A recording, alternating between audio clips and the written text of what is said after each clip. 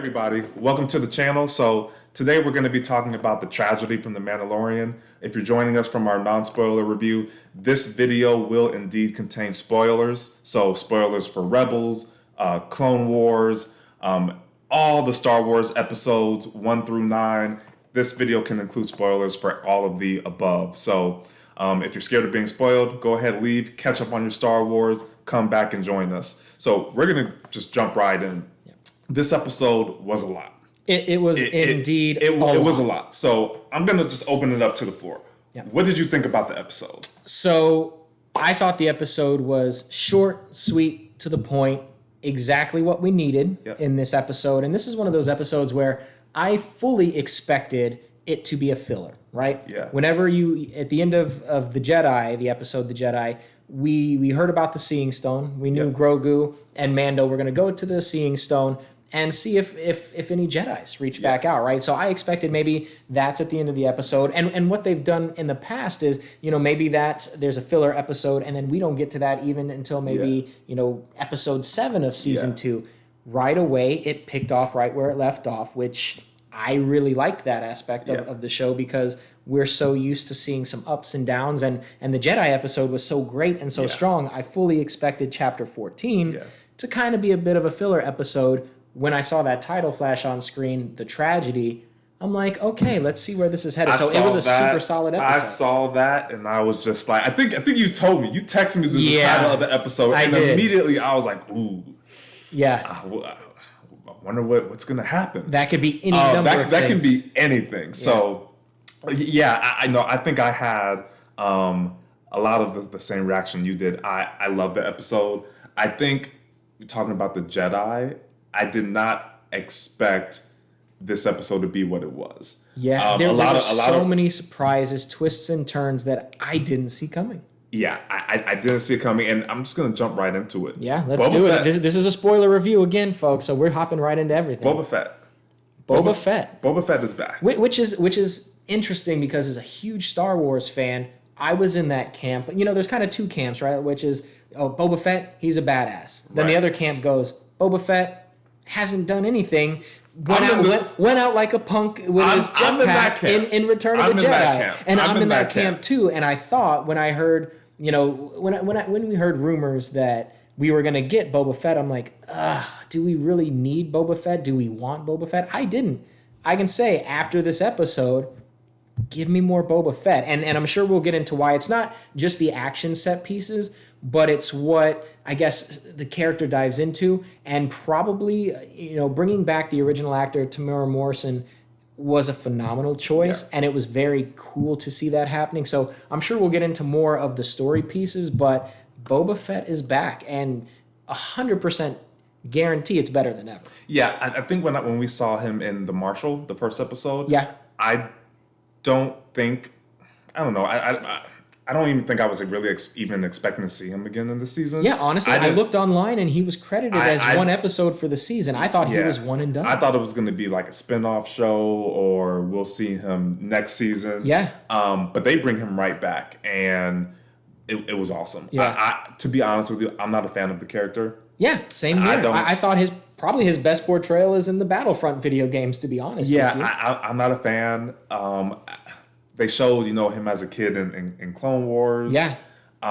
Which I think is a great character arc. That's great. But as an adult, we haven't really seen anything, to add to kind of that history and that, a character that fans would be a huge fan of. Yeah.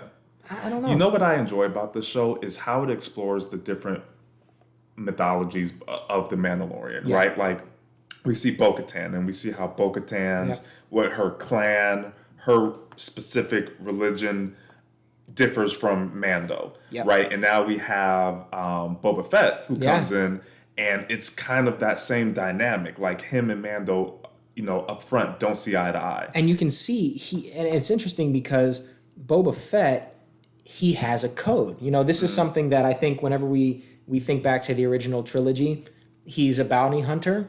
You barely hear him. Yeah, he captures Han Solo, but there's not a whole lot going on there. And I think you see, in episodes 4 through 6, he's probably just this character who, that's a bad guy. He's working with Vader. He captured Han. I like Han. I don't like Boba Fett. Yeah. So here, in this episode, we actually got to see quite a bit of character, maybe a little bit of a moral code, and the fact that they linked it maybe with some of the lessons that he received from Jango Fett, his father. We learned more history there. So I think that aspect of tapping into his history, and as you said, Mandalorian, what does it mean to be Mandalorian? Right. What does it mean to be, you could be one of several versions of Mandalorian that this show is introducing, which I think is a really captivating aspect. Yeah. Okay, so from the Jedi, we come to the tragedy. They're looking for the Seeing Stone. Yeah.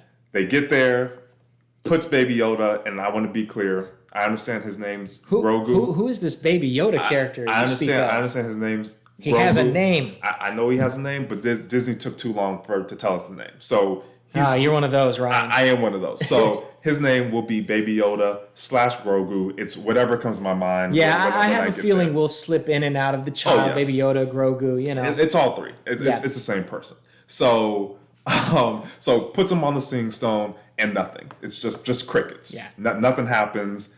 And I can tell you, I was expecting the inside of a Jedi temple whenever it was just kind of this literal Seeing Stone in the mix of stones. I thought it was gonna be kind of like the temples we saw in like Rebels, where you had I thought it was gonna be something or even some like of that. For those who played the video game, Fallen Jedi, that was a fantastic game, and we really got to delve in deep to some Jedi temples. So that's kind of what I was expecting. That would be kind of one of my only drawbacks. I was like, oh, it's literally a stone that you sit on to see things. Yeah, I was expecting something much more. So because when they flew over, and then he was like, "Oh, I can't." What did he say? He said, "I can't land there. It's too small or something to that effect." Yeah.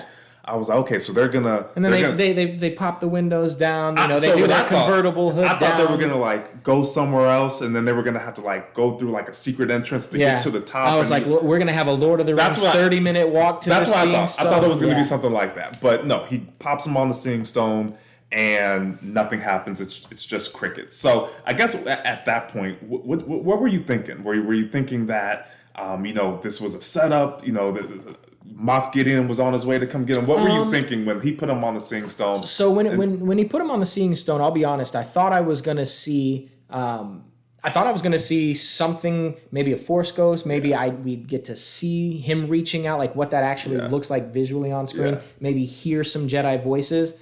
We didn't get that. We didn't get anything. And I'm okay with that. So one of the things, again, and we've talked about it in previous episodes, Filoni is, I don't want to say king of payoff, but I guess I will say he's the king of payoff, right? So I don't think they would introduce something as potentially monumental as reaching out to another living Jedi in this timeline without actually paying that off. So while I didn't get it in this episode, I hope I get it by the end of chapter 16. And let me tell you, so at first, I was very disappointed. Yeah. I was very disappointed because I was really looking forward to this. Same. Like, we're going to see somebody. Yeah. We're going to see some shit. This is going to be right.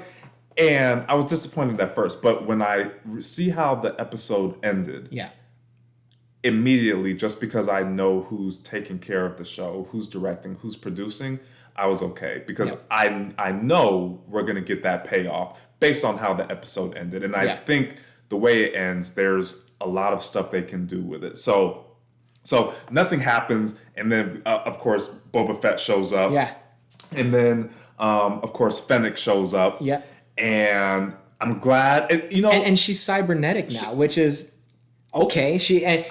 Everybody who remembers back to the last season, we know we thought we saw her meet her demise. And she's back. She's got a cybernetic abdomen. Well, if you remember too, at the end of the episode, we saw somebody walk up to her. Yeah. Right? So this was planned. And that's when the Boba Fett rumors started. I remember seeing online. Yeah, everybody immediately started saying, oh, that's Boba Fett. That's Boba Fett. I wonder why. I don't know if it's because... So I think part of the rumors before the show even came out was the fact that, oh, it's about a Mandalorian. Is it going to be Boba Fett? But no, how does that work? He was in the Sarlacc pit. How does that all work? So when they saw that, it's like, well... Sarlacc pit, Tatooine, shadowy character who kind of looks, he's got his boots. He's somebody who could potentially fill. I love how Star Wars fans just put this stuff in them. So, all right, hear me out.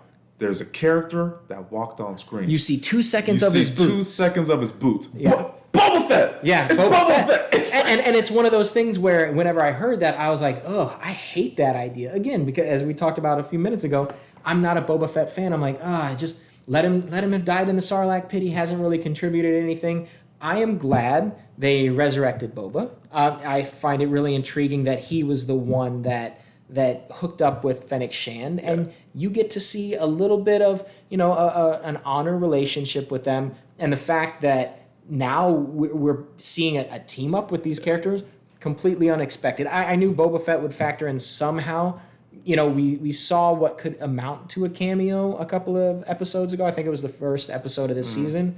To see him come in the way he did, didn't expect it. Definitely didn't expect it at this time, right? I thought maybe a future season they'd set So Boba Fett and Mando, they kind of have a square off, right? They're kind of staring each other down. Did you think that there was going to be some kind of shootout, or were you kind of envisioning, no, this is going to kind of follow that same element that all the other episodes follow? Listen, you need help with Baby Yoda right now, Grogu. I want my armor back. Let's do a swap. And, right? and it's interesting. I felt like it worked really. We've talked about it where we kind of get, I don't want to say overwhelmed, but we're ready to move on to a different story point than just arriving somewhere, help me and I'll help you kind of thing. It actually felt a little bit different this episode. I don't know if it was because it was Boba Fett or if it was just because we didn't get to see that full, negotiation, because we don't even get to that point before stormtroopers come in, before Gideon's troopers come in. So I think it's one of those things where I didn't expect it to go the way that it went. Yeah. And I honestly love that. This episode took me to some places where I didn't expect it, and I'm pleasantly surprised, and I'm even more excited to see where it goes. Again, I'm not a huge Boba Fett fan. I'm a believer now. I dig the character. Can I just say, I love Moff Gideon. He is an imposing guy. I love that character. Yeah. I love that character in the same sense that I love Thrawn. Okay. As soon as I saw Thrawn, I was like, that's a villain. Yeah. That's a villain. When you talk about gravitas, that's what that means, right? Yeah. He enters the screen, and before he even speaks, you're like, oh, this dude's bad. Yeah. He has some power. He's not looking out for anybody but his own good. Right. He's entrenched in whatever works for the Empire, regardless of who you are, works for the Empire. Yeah. I'm willing to take Grogu, drain him of his Jedi blood, and move on to the next person with my experience. Yeah. And there's something super dark about that, which is pretty awesome to see. Just a flat out like evil dude. We saw it with Sidious. This is evil. Leave Grogu alone. So Moff Gideon, he's prepping. He put the tracker on the ship. Yeah. He sends his dark troopers out to go get Baby Yoda. He's playing the long game. Yeah. So dark troopers are going out. Baby Yoda's over there. He's in Kumbaya. He's chilling with his little Jedi fingers meditating on the Seeing Stone. That was pretty cool. And again, I hope we don't just get which Jedi is going to come and visit. I hope somehow we see maybe a flashback to what he saw. We probably won't get it, but that whole scene with the Jedi, I guess maybe energy force with the I mean that was a cool scene. That was a cool scene. Yeah, I didn't expect that. And so dark troopers come down. When dark troopers come down, I believe at that time Iron Man on steroids. I believe that by that time Grogu's kind of passed out over the side, and by this time, of course, Mando, Boba Fett, and Fennec, they're kind of finishing off all the troopers. What do you think? When you're in that moment, what are you thinking is about to happen when the dark troopers come down for Grogu? So I'll be honest with you, I did not see it coming that they actually take Grogu at this point. I thought maybe that was something. I thought maybe this entire season 2 would end with them kind of capturing him. So, and I guess that kind of goes back to some of those friends who texted me and said, "Oh man, this feels like a season finale." That's generally what happens on a season finale is something big like this happens. So I felt super anxious. I love this character. I really feel for Mando as this pseudo father, because they did a really good job. Even if you look back to the beginning of the episode when they're playing catch on the Razor Crest, which we're going to talk about the Razor Crest too in a moment. But what Razor Crest? What Razor Crest are we speaking of? Total annihilation. So, but when they're playing catch with the Force, and he's just saying Grogu, and the kid's laughing and responding, and he just keeps saying it over. Those little nice pieces are some really great subtle storytelling because it sets up what happens with this tragedy towards the end when Mando actually, loses this character, right? At least temporarily. I mean, let's just go into it. He lost the Razor Crest, right? Like this Razor Crest is now annihilated. He's lost two things that are important about to him a tragedy in one episode. I didn't see either one of those coming, at least in this episode. I didn't see the Razor Crest coming at all in any of the episodes. I would say, I don't know if it's, on the Slave 1 level of fandom or Millennium Falcon level of fandom, but that ship is moving product. People are interested in that ship. So for me, I didn't see it coming at all that it would be completely annihilated. Not even by the end of the season. Yeah. In chapter 14, still 2 more to go. So that was pretty heart-wrenching. I was surprised. I was shocked. I did not see that coming, but it makes sense. I mean, they put a tracker on his ship. Yeah. Finally, I mean, Star Wars villains are just stupid, besides like Darth Vader and, some of the more prominent ones. But, Moff Gideon, he put a tracker on the ship, and he put a tracker on it for a reason. Yeah. Because the shit was going to get blown up. And the cool thing about the storytelling is you almost forget that even happened because I think it happened in maybe two episodes ago. Yeah, so you've got all these things that happen in between. So just when you think like, okay, we're going to see the Seeing Stone, you start to remember, wow, that's right. He's being tracked this whole time. We thought we might have seen it in the Jedi episode. We didn't. Yeah. So when it comes to fruition here, the way it did was pretty devastating to him. So I think for me, getting to see Mando at his lowest point, knowing where he's come from episode 1 to now, he's lost quite a bit. I mean, he's lost so much to begin with in his family history and everything. So this is another one of those pieces. Just when we saw him really grow into, this father for this random little creature, he loses that. He loses the Razor Crest. And now he has to partner up with these people that he might not wholly trust, but he has no choice because he needs to get the child back. That is his son now. How do you explain how you feel all these things for a character and you cannot see his face? Because you just went through a whole thing about how you feel for him. Yeah. He was so sad. He was devastated. I mean, you described a lot of emotions.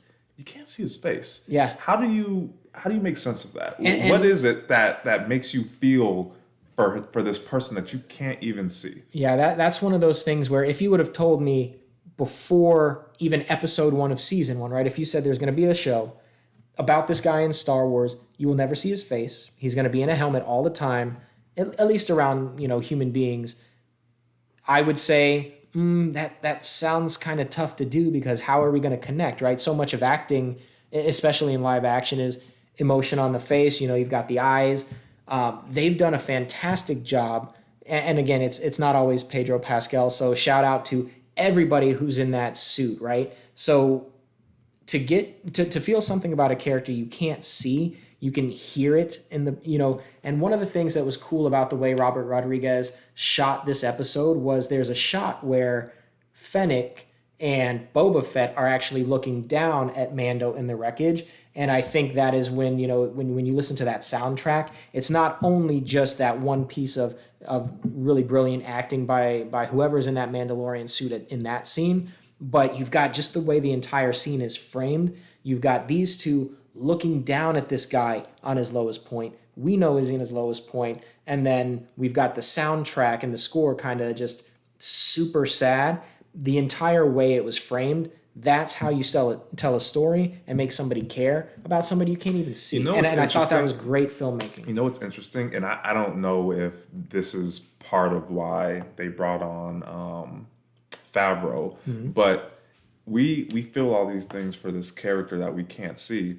One of the biggest complaints about the live action Lion King was that you couldn't feel any emotion, right? The emotion was taken out of it. Yeah. So it's just so interesting to me that we're looking at this character that you can't see. And he can do these two properties and navigate.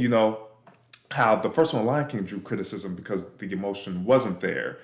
But you can see the characters' faces. You can hear but with the Mandalorian, you can't see his face, but you feel for him. Like that's a great comparison. I haven't even thought about it that way. And so I felt like that. Well, in watching the documentary, I remember hearing Favreau talk about that was one of the factors, one of the reasons why Disney brought him on is because they wanted him to use some of that technology for the Mandalorian. Yeah. So, but yeah, fascinating. So they take Grogu, Baby Yoda, the child. Yeah. They take him. Dark Troopers get him. They take him. They go up to Moff Gideon's ship.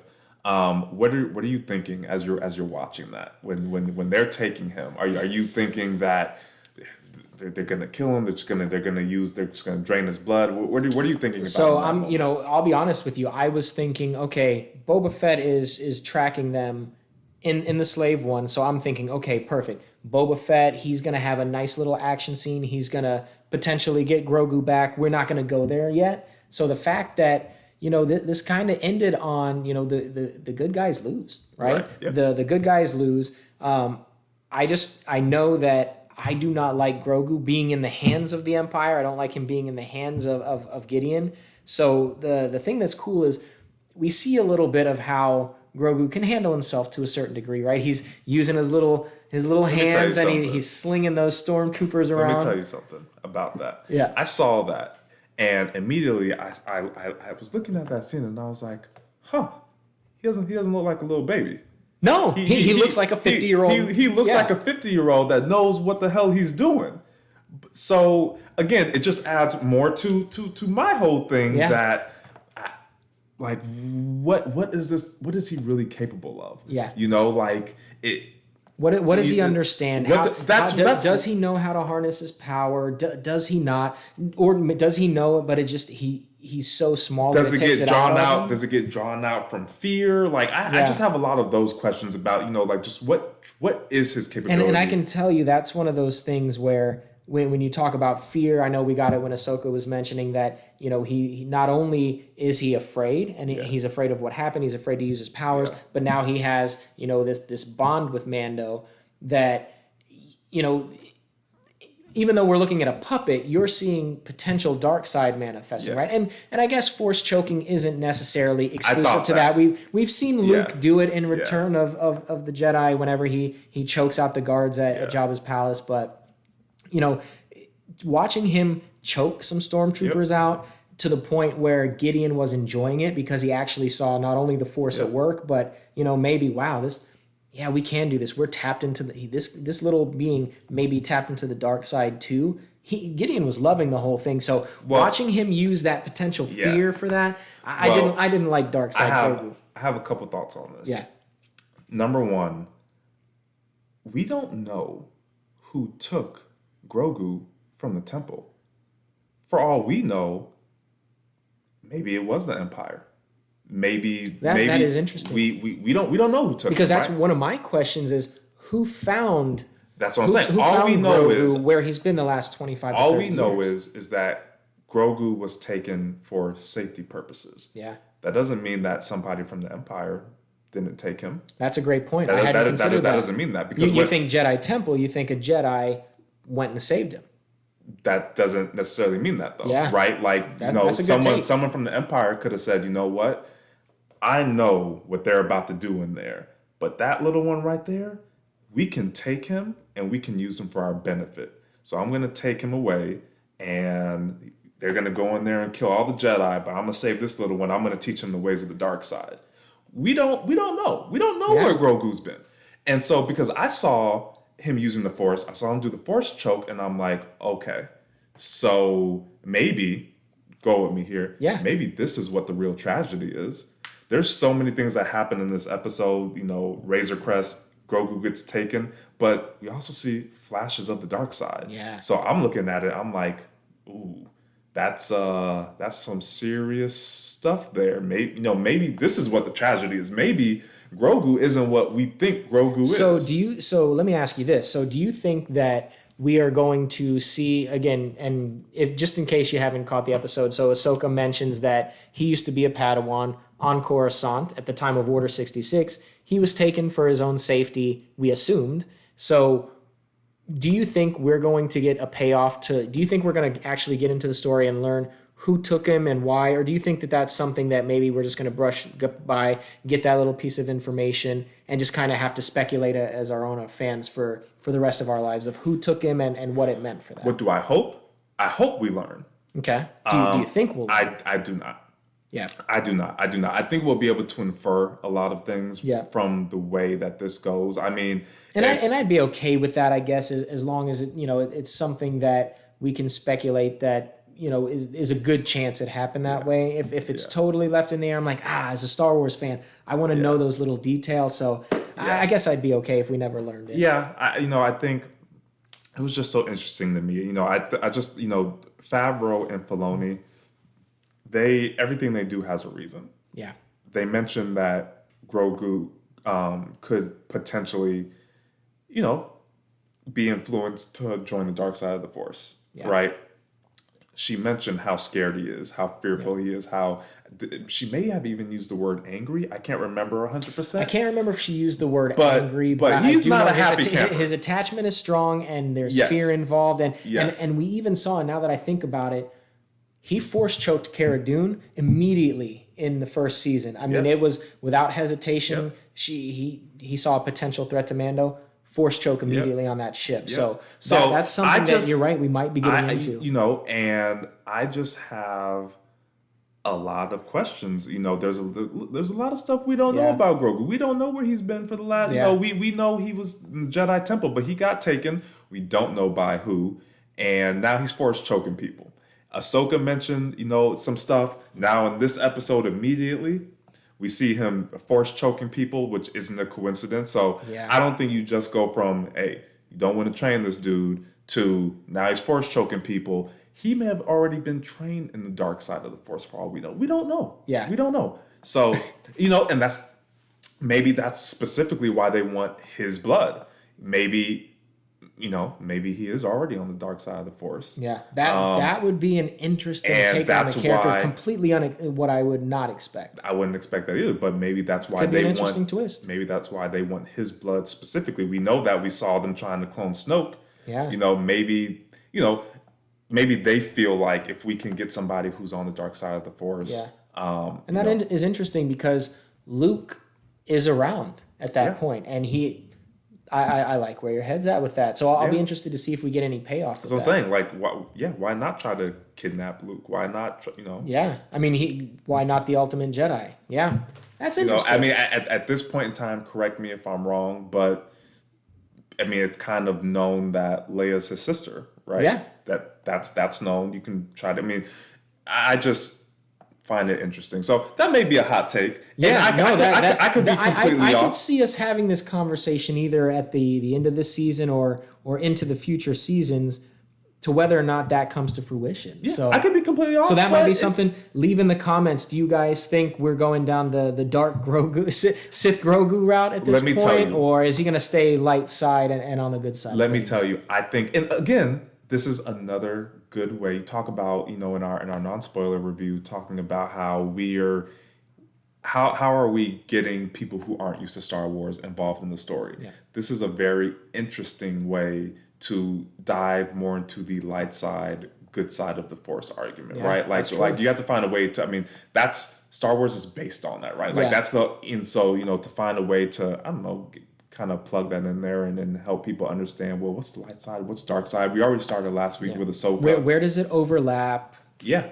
So I think that is definitely something that will be explored. So what's next? I think I kind of gave some hot takes already. Where do you think this story is? We've got 2 more episodes. What do you see happening? So I'll be honest, the way it's shaping out, I think for the next episode, which is the second to last for the season, I think we're going to get a prison break. So that I'm fully expecting maybe not a lot of impact to the story. We might not even see Gideon until the last chapter, or they might just kind of have those parallels where we see the prison break, we see kind of what's happening with Grogu. So I'm fully expecting them to break Mayfeld out, which I found hilarious when Kara was scrolling through and all the evil things that Mayfeld has done and he was imprisoned for.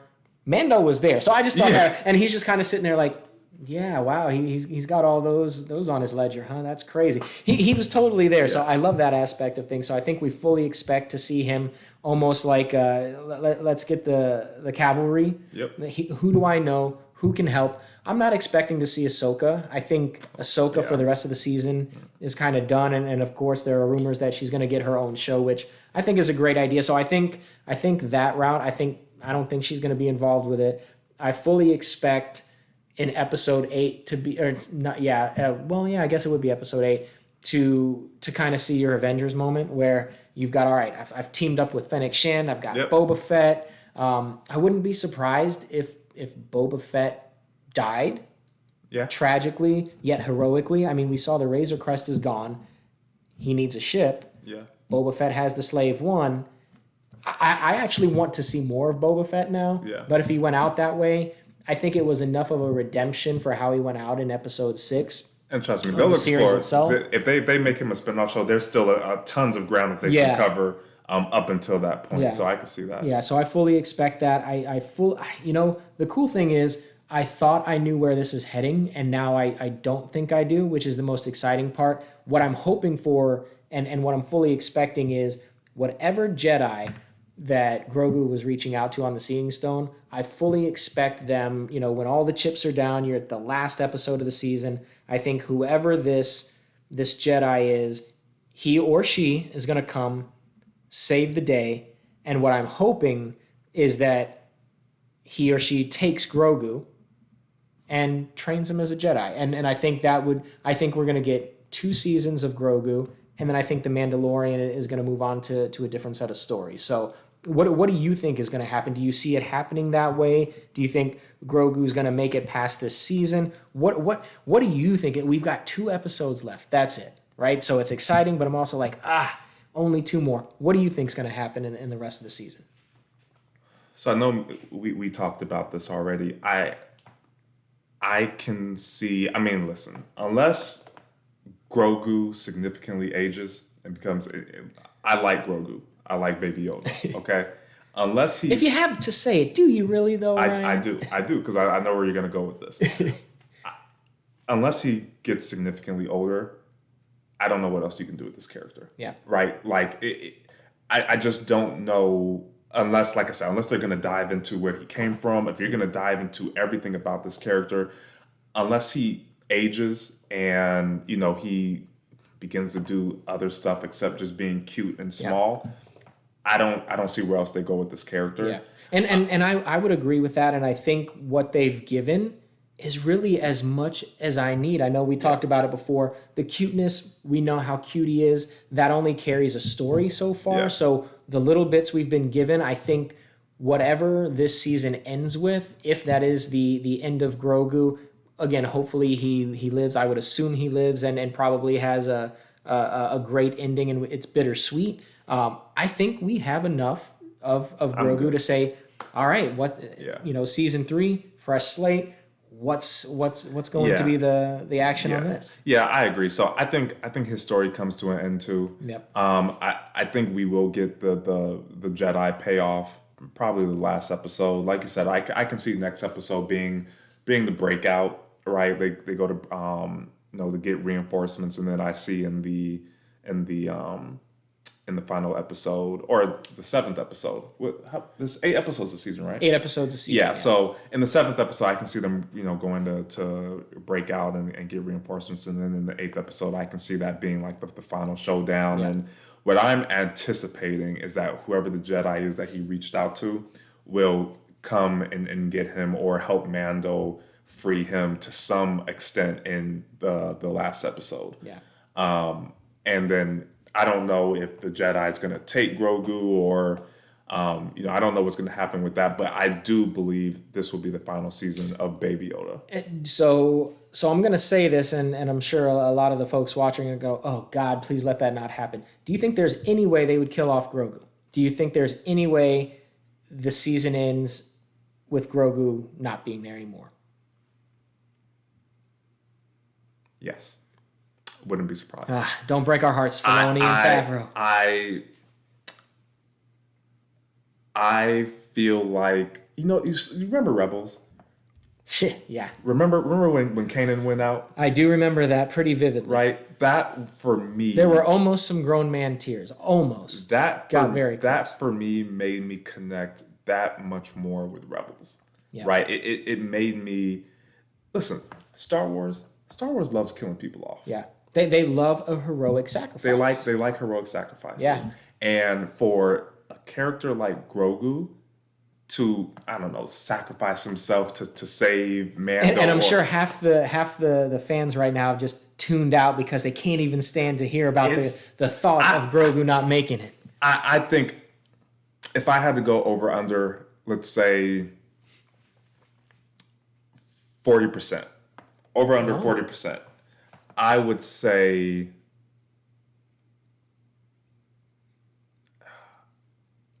over. I think there's See, I'd go way under with a caveat of, maybe 10% chance this character doesn't make it. I think there's a good chance. Wow. And I wasn't thinking about it until you mentioned it. But a couple things. Star Wars loves heroic sacrifices. They just do. Yeah. I know Mando's not going anywhere. Yeah.